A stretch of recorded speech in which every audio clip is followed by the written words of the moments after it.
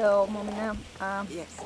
could you introduce yourself, talk a little bit about yourself, I mean, who you are, what you do, and how this work came into your life and how it's changed your life? Yes. Okay, so when I was 19, I was studying dance therapy in London, and I decided to go to India. I had this strong attraction to go to India, and I went to India to learn Indian dancing because I'd seen an Indian dancer performing in London, and when I saw her I got shivers all over from head to toe, and I felt I want to learn that dancing. So I went to India, and while I was in India I went by sort of mysterious way to Pune, because I didn't plan to go there. I didn't plan to go to Pune, but I went because in India things happen that you don't plan. So I hadn't planned to go to Pune, but once I was in India it could have guided me there. And so I went to Pune, and when I was in Osho's ashram, I just felt that that was the place I'd always been dreaming of my whole life. So I didn't go back to the dancing school, and I just stayed there. Okay, so that's the kind of beginning. Okay. And, that's how this work came into your life, right? Well, I started then to meditate, and I participated in everything that was possible there. It was like a feast of things. There was everything available. So I participated in everything, and then I started participating in groups, and when I was in the groups I just felt this is the place where I want to be, because I just fell in love with it, what was happening, people getting free, everything being possible. So my idea was I would like to be a group assistant, so I can be in groups. I didn't want to be a therapist, that seemed much too difficult. So then I did a training, a long training in body work, and part of that training was assisting in groups. It was 2 therapists leading it, and they did also body groups, and I just loved being the assistant in the groups. And in the end, when I'd finished that training, there was a time when Osho said he wanted more therapists. So many therapists had come to Pune, therapists from the beginning of the human potential movement, which was in California and in London, and probably in Germany as well. And it was like a new movement. It was called the human potential movement. And so it was a complete explosion of new ways of working with people. And many of those therapists came to Osho, and he said he wanted more therapists to be trained. And I just happened at that time, I wanted to be a group assistant, and so I was picked to be trained as a next generation of therapists. And then I had an amazing training because I was in all the different groups. I was assisting in groups for years and years at the same time as being trained in all these different methods. So it was extremely rich, from dance to encounter groups, to bioenergetics, to pulsation, to rebirthing, everything.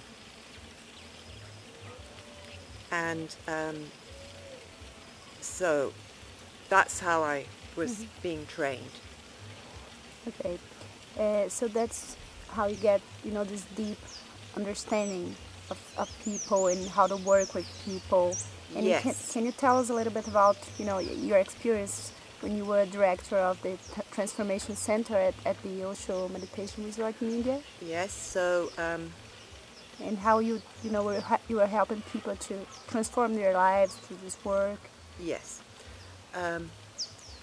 Well, so just gradually I sort of grew into it, because I had never had this idea to be a therapist, but it just grew, just as things happened in Pune.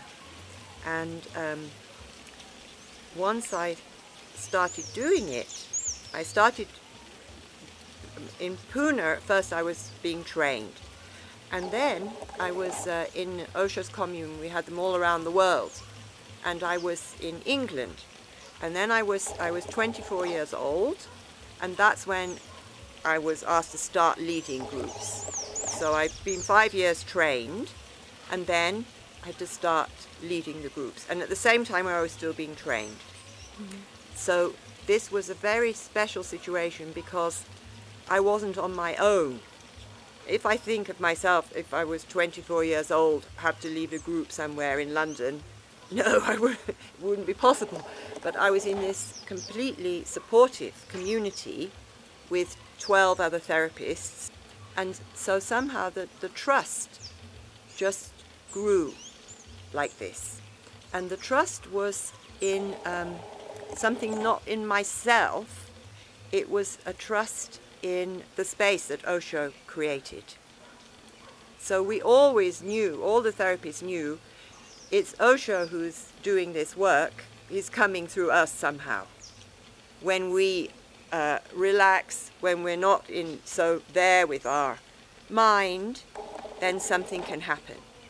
So this is how we learned to be therapists, not by having lots of brilliant skills or brilliant knowledge. You might have that as well, but it was more like getting out of the way, and then something else could come.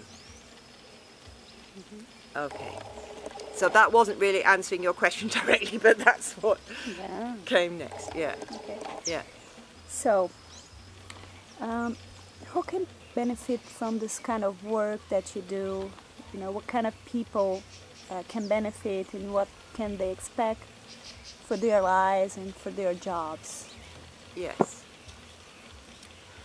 Is it for anybody, or what kind of people? Yes. Well, it's for anybody, but they need the impulse themselves to come. Okay, so all this work, the person, it starts from the person's own impulse, but they have the interest to come. Mm-hmm. And what can they expect from the kind of work that you do? Okay, so my work always starts with the body. Mm-hmm. It always starts with the body, because that for me is the ground. But because I was exposed to so many different methods, it can go in different directions. But it's always starting with the body and coming back to the body, because for me that's the ground, and that was the ground that is healing for myself. That's my meditation, is to feel my body, and that brings me into the present. So that's the basis. But I also enjoy doing many other different things in a group than just body work. So I sometimes use constellations, or star sapphire, male and female, and other different methods. But it's always coming back to the body, because that's my meditation that I can trust in myself, so I can know I can trust in that for other people. Mm-hmm. And once people are back in their bodies, what do you feel that are the impacts that have in their selves, in their lives, or in their work? What could be coming out of that?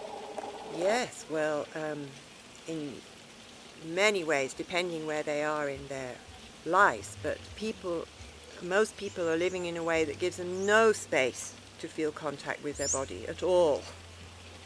And more I see people in the world, and they have a longing now to connect with the body, but they try to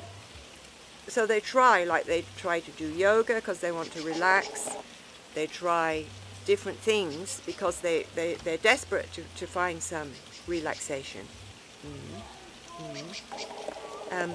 But often Well, it's great if they do that, but here we can go further because Osho made a much bigger space than just one method.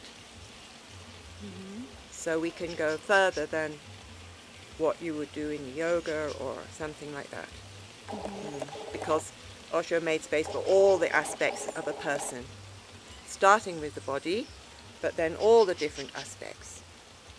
So how it's going to affect in their lives, just to be able to pay attention to your body makes a huge change in your life. Because rather than listening to what's wanted from you, from the outside, which people have tons of pressures. The family wants something, the work wants something, there's all these demands on you. And they're so strong that the person has no time to feel themselves or to connect with their own body. And so in fact their body can get very damaged because they're being pulled with all these demands. And so to start to feel their own body, they can start to feel what they need, and they can start to feel their own rhythm to do things. Because when you're all the time pulled by other people, you're out of your rhythm completely. And usually the rhythm is much too fast. In general, that's how it is. It's really, really fast. And that totally ungrounds you, takes you right out of your body. So just to start to feel your body, you can start to find your own rhythm. You can start to feel what you need, and you are start to be able to connect with your inner world and the space of meditation without just being driven by all the forces on the outside.